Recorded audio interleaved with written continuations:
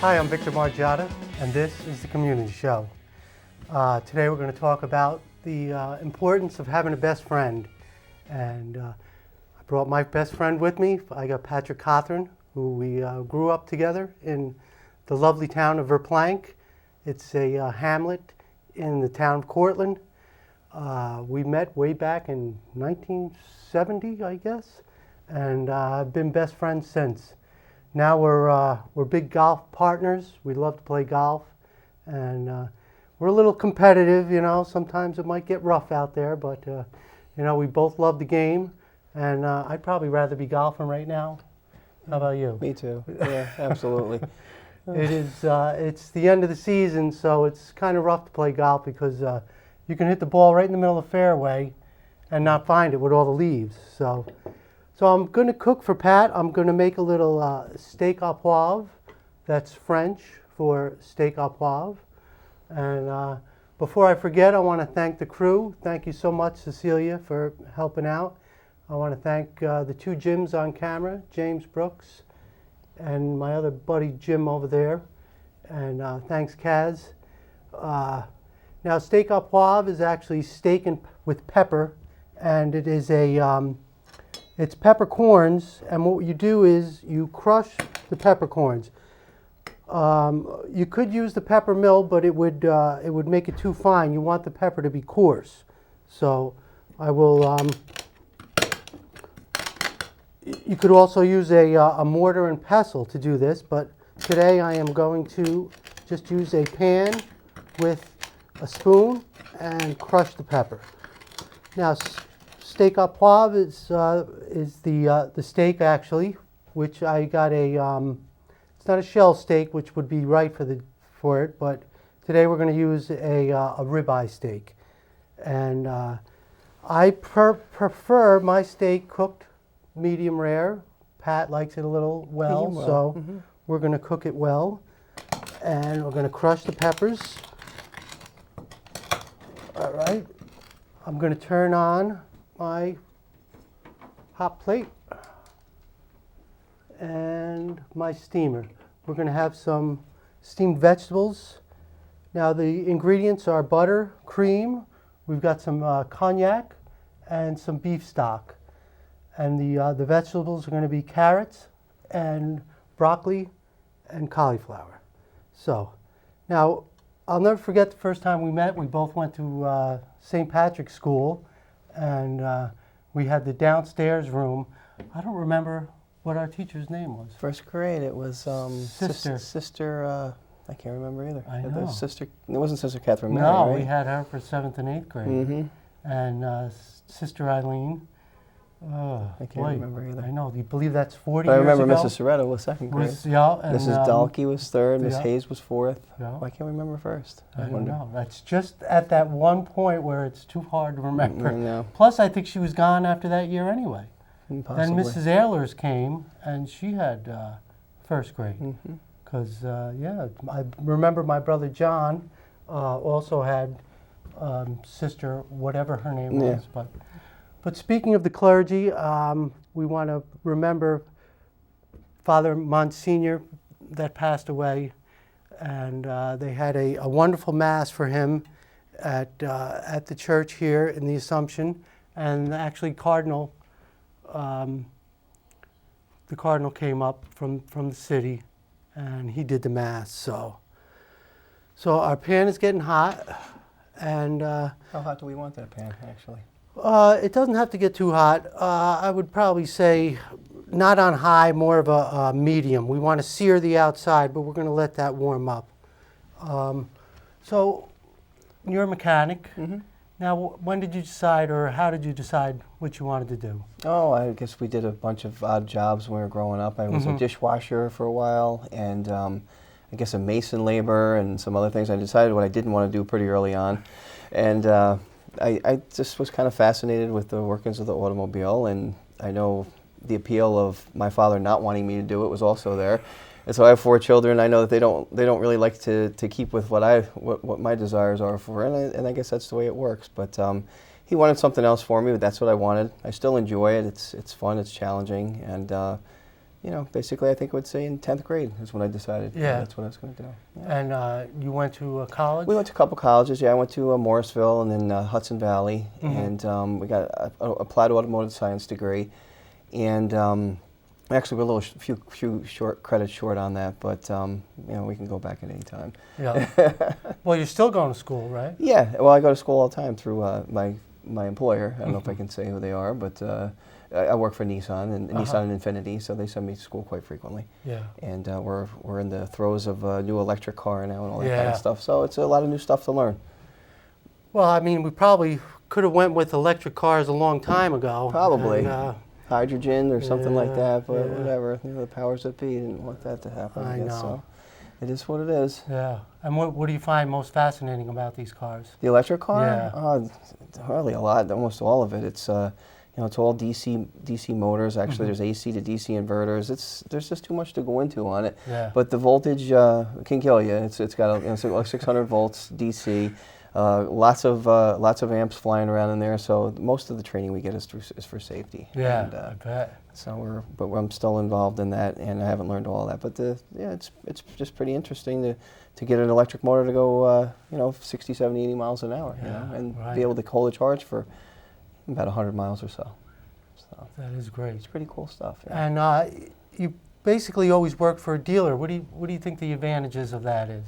As opposed to the private sector, well, it's touch and go. Right. The dealership, your training experiences are better. The pay is obviously better. They're in a better position to pay you for what you're doing. But I've worked for independents that have been well off too. I worked at a place in Kentucky. It was nothing but European imports, Jaguars, BMWs, and high-end fun stuff to work on. It was a great time. It was really enjoyable, and the money was also excellent there. Excellent. But your basic stores, some of your mom and pop shops, they're great. Your core customer service oriented, but the pay that you receive from them, unless you're managing the place, is going to be minimal. Yeah. Okay, we have the water boiling. I have a steamer in here. Now what I like to do is I put the carrots in first, only because they take a little longer to cook. So we'll put, like I said, put the carrots in first, and we'll let them start. And I'm going to cut up a little of the cauliflower, because that's going to be next. Cauliflower takes a little longer than broccoli to cook. So we'll get that going. Just cut it up a little more. So the holiday season is upon us, and you said you'll be going to Mom's for Thanksgiving? I think so, yeah. Yeah. My mom's and my girlfriend's moms, and, everywhere. Hopefully see all the kids. Yes. Now you have? 4 children. 4 children. How are the kids doing? They're doing fine. Yeah. They range in age from 23 right on down to 14 or 13. And that's my youngest daughter in Kentucky. But they're great kids. They're doing fine. I have 2 boys, 2 girls. Oldest Sean, Kathleen's next, Donovan next, and Cassandra Marie is in Kentucky. Excellent. She's my youngest. What do you find the most challenging part about raising kids? Well, being a divorced father, single father, that's the most challenging part, is being able to divvy up your time with children in different states. And the older kids, they fend for themselves. My oldest son's 23; he works full time. So so I get to see him more now than I ever did. Yeah. They say your children aren't your children from the ages of 13 up to about 19, and they become your children again. And I think that's true. Yeah. Yeah. Well, and I could say that you're a great father, and I've always seen you interacting with them, and always being very supportive of them, and I just want to tell you what a great job you did. Thanks. So the way we were raised, Well, that's it. You're a great uncle, and my children love you too. Cassie's loves to hang around you when she's here during the summer. She has a great time. That. And we grew up Catholic, and it's part of our upbringing. People get nervous when you start talking about Jesus Christ and all that stuff, but the bottom line is do unto others. And if everybody just stuck to that, one thing, just do unto others, we'd all be better for it. And it's about education. I think if people knew better, then they would do the right thing. And being best friends, we always are able to talk about anything, and I think that is one of the keys to having a best friend, being able to, express yourself and not, of course, knowing that it's going to be a secret. I never have to worry that I'm going to hear it from somebody else if I tell you something, and that's, the respect that we have. Yeah, And, absolutely. that's the great part. Nobody's perfect, We just got to keep that in mind, and I think we've been able to maintain friendships with a lot of our classmates. It's right. pretty rare. It doesn't happen that often, but Brian. Yeah, we have to do a shout out to Brian Finn. I'm sure he's going to get to watch the show one of these days. Yeah. So I'm going to finish crushing the pepper. We got it nice and coarse. That's one of the reasons you can't use one of those Pepper mills, mills, right? I guess they do have different gauges, so you can make it coarse or fine. But yeah, because I wouldn't use the mill because you do want it a little coarse. All right. So now that my carrots are steaming, okay, we can go to the next level, which is going to be our cauliflower, because that takes a little less time to cook. We put those in now. All right, check the pan, that's hot. I'm going to put I'm going to wait 1 second on the olive oil because I want to dredge the steak in the peppers. So we get that all in there. Okay. Now, I've cooked this a few times in a couple of restaurants that I've worked in, but I actually never had it. So this will be the first time for me too. And I keep telling everybody, oh, have you ever had steak au poivre? They're like, no. Well, we're going to have it now. So let's get some olive oil in here. And we're going to put a little butter. I'm going to put the butter in some flour. That'll help thicken it up when the time's right. We'll get the butter in there. And just let it start to smoke, which it is. All right, I think that's enough on the butter. We could add more later. We'll get our steak in the pan. Turn it up just a little bit.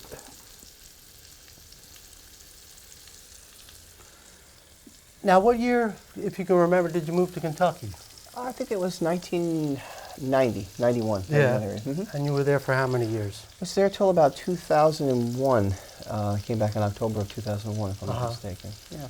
And Great what do you times. think is different about Kentucky than New Honestly, York? not too much. I mean, No. as far as this part of the country, Verplank, Peekskill, and that area, I had trouble telling the difference a lot of times. Of course, you don't have the mountains the way that you do here and that kind Right, of the stuff. landscape Scenic is beauty, different. but the people, People are pretty very much similar. the same. Yeah. Very similar, yeah. Same attitudes, Mm-hmm. same kind of. Same type of stuff. I mean, Right. when they find out that you're from New York, it's a little bit of a learning curve, Yeah. like a little bit of an acceptance period Right. comes in. But I guess that's anywhere. Yeah. But once you make your Well, friends, it's everybody thinks New Yorkers have an attitude. I think everybody wants to be a New Yorker, so they're the ones with the attitude, because we could care less, really. you might have a point there. So I was in Connecticut, and it was the same thing. They were New Yorker wannabes, and I didn't really, didn't matter to me. Yeah, I worked in Connecticut for a while too. Yeah. A couple places out there. Yeah, it was fun. So how's your parents doing? Everybody's doing pretty well. Yeah, good. Yes, thank you for asking. It's tough now that we're getting older. Our parents are getting older. That whole generation was probably one of the best this country's ever seen. They all worked hard. Worked hard. Yeah, And, they're strict, and they taught us the right work ethic, and I think some of us are passing it on to our kids. I think so, and I think it's important to keep those values. That's what they gave us, and like you said, this is what we have to pass on to the next generation. And working hard is I think the most important thing. Now, the reason I started this show, or the reason I went with the community show, is because I wanted to bring people on to talk about how they get involved in the community. Now, a big part of your life is raising kids and preparing them to become part of the community, to become, people that are going to contribute. Mm-hmm. Now, are there any things that you're involved in, any clubs? Not too many clubs. No. Mm-hmm. I mainly stay with the private time with the kids. You know, Yeah. I try to teach them right from wrong and that kind of stuff. But I did a little bit of coaching here and there with them. But Yeah. the kids really aren't into sports too much. They're really not. A lot of them aren't into it. I've kind of looked for other avenues to get into, but you know, work takes a lot of my time, and Yeah. I would love to be able to volunteer and do something. But really, what do you do? It's If tough. anybody can point me in the right direction, I'd love to know where Yeah. it is. For me, I grew up in the church, and we had a lot of religion. And actually, it was my sister that was a Sunday schools teacher. So from then, I just always felt like, oh well, someday I'm going to have to do it. So we lead by example of what our parents taught us or what our older siblings do. Usually we think, okay, now that's now it's my turn to do that, and it's funny.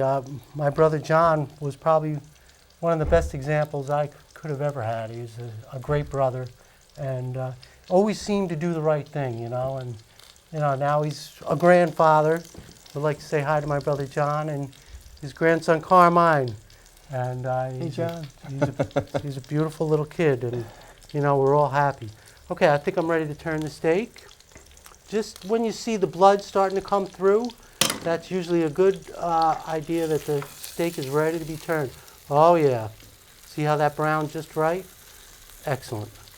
Okay, I'm going to put my other vegetables in now that the cauliflower is going to catch up with the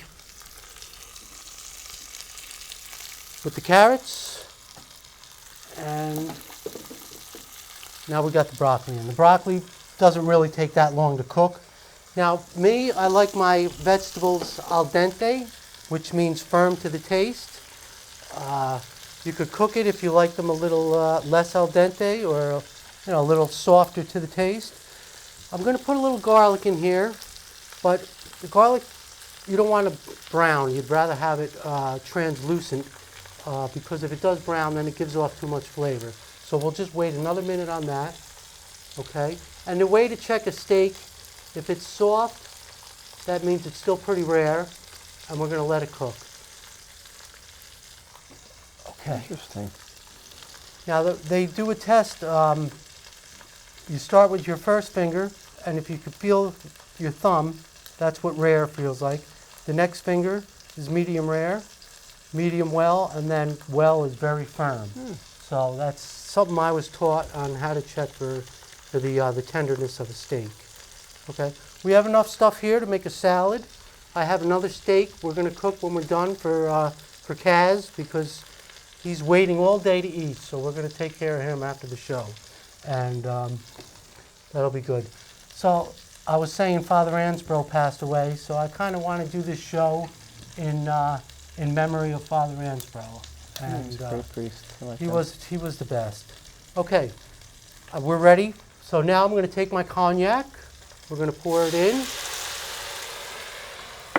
Let's see if we can get a light. Oh yeah. Here we go. All right. And now we put our chicken, or this is actually beef stock. Okay. I am going to chop up some parsley. That'll be for the garnish. Put some garlic in. Get our parsley going. Does the parsley add to the taste? It definitely does. There's no doubt. And they say parsley has the most amount of vitamins, believe it or not. Vitamin B, very high in vitamin B. Wow. And they actually make vitamins from parsley because they can get so many vitamins from it. And but it's funny, you wouldn't sit there and eat parsley as a side dish, Probably not, right? Probably not. So, all right, I'm going to put a little more butter in. I am going to put some flour in the rest of this beef stock, and this will help thicken it up. And now is a good time to put the cream. All right, so I'm going to add cream. The French, they love to cook with butter and cream and all that stuff that goes right to your arteries. Mhm. I know one of the big dishes at the restaurant is fettuccine Alfredo, and we call that the heart attack special because it's got so much butter and cream and a lot of things that are probably not really good for you, but It tastes wonderful. they taste. What's your favorite dinner? One of my favorite dishes? Yeah. Penny vodka is one of Yeah. them, and shrimp scampi. They're kind of running neck and neck. Yeah. Yeah. I love both of those. I think. I love to have the sausage and the chicken sliced into it. You would make a good penny. Yeah, I actually made that one for It's you. very tasty. That's excellent. All right, I'm going to get my plate. We could get this out of the way. All right, that's going to thicken up. We'll get the plate here. And my brother went to school with your sister. And, Gerard. your sister passed away, how many years ago was that? That was 1983. I think it's when 83. we graduated. I'm pretty sure it was right around then. Yeah. And, It's been a while. She was one of my brother's best friends too. It's kind of funny. Yeah, I remember Gerard was one of the few people that came over to visit her when she was in her throes of being paralyzed. And it was just a simple thing that happened too. Right? Yeah, it was pretty simple. Yeah, it was exacerbated by some medical procedures that probably shouldn't have been done. But yeah, it really was a simple thing, but it was quite a dramatic effect. Yeah. Yes, it was devastating to all of us. But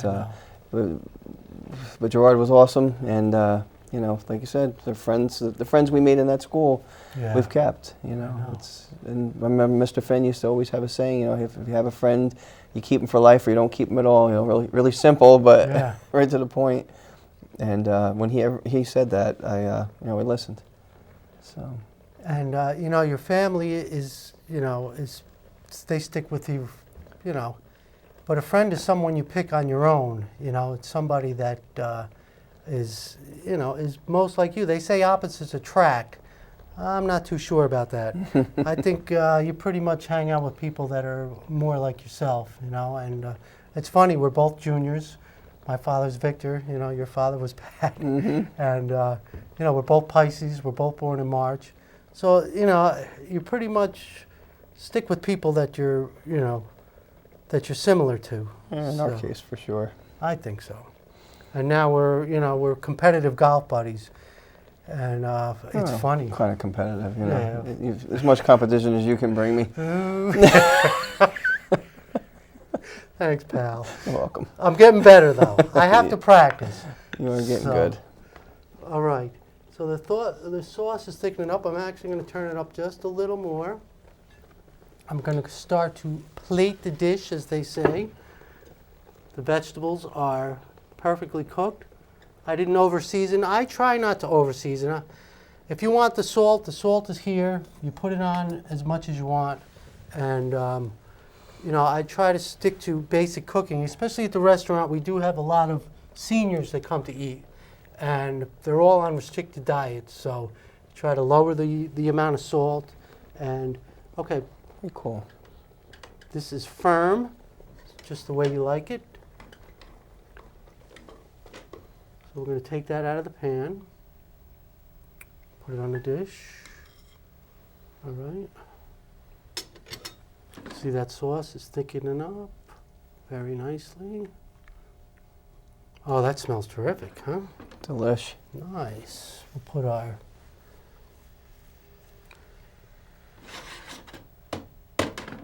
parsley there, and we're going to have to dig from the bottom a little bit to get to the carrots. So we got our cauliflower, broccoli, a little more cauliflower.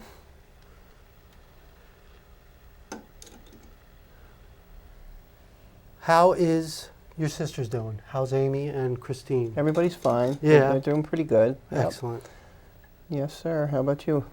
Well, I have 8 brothers and 1 sister. Vicky's actually in Australia right now. Oh, wow. Yep. Her son is out there. He's a lawyer. They hired him. He didn't have to work for 6 months. So he got the job, and they said they wanted to hire him, and they didn't want anybody else to take him. So They said, "All right, you got the job, but you don't have to start work for 6 months." Beautiful. I know, so they paid him. Good for him. But they put him out in Australia. I guess he's doing okay. He must have did all right because they wanted to keep him. They don't want to let him come home, and he's dying to come back. But so my sister went out to visit him, and my youngest brother Charlie has 5 kids. They wanted a boy or a girl, and they kept having boys.